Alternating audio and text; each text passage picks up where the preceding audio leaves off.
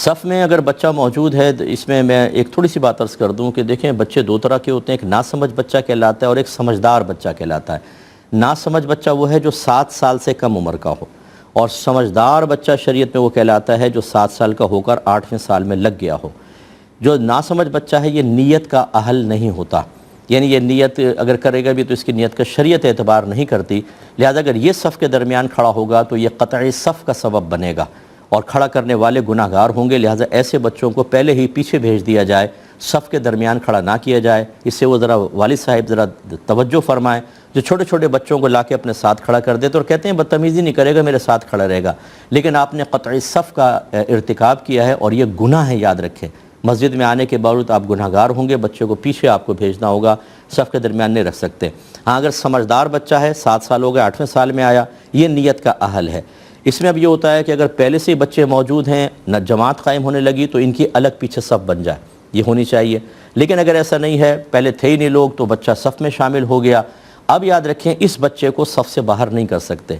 میں بڑی مؤدبانہ گزارش کرتا ہوں اپنے ان بزرگوں سے جن کو شرعی مسئلے کچھ بھی نہیں معلوم ہوتے، یہ نماز پڑھنے کے لیے آتے ہیں، 7 سال کا بچہ صف میں کھڑا ہے، کندھے سے پکڑ کے پیچھے کر دیں گے اس کو اور خود آگے کھڑے ہوں گے۔ یاد رکھیے یہ حرام اور گناہ کبیرہ ہے، کیونکہ نبی کریم صلی اللہ علیہ وسلم نے یہ شیطان کے لیے ارشاد فرمایا کہ وہ صفوف میں گھس جاتا ہے اور نمازیں خراب کرتا ہے، تو یہ پھر ایک کام انسان والا نہیں ہے، یہ خدا نہ خواستہ اس کی معاونت میں کام کہلائے گا۔ وہ بچہ نیت کا اہل ہے، وہ درمیان میں کھڑا ہو سکتا ہے، وہ قطع صف کا مرتکب نہیں ہو رہا، آپ کو یہ حق ہی حاصل نہیں ہے کہ آپ اس کو ہٹائیں۔ اور اسی طرح یہ بھی نہیں کہہ سکتے کہ بیٹا کونے میں جاؤ،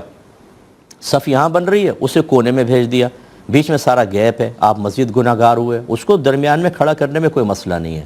یہ تو 2 مسئلے ہو گئے۔ تیسرا مسئلہ جو آپ نے پوچھا، اس کے ضمن میں یہ بہت سی باتیں آپ کو معلوم بھی ہو گئیں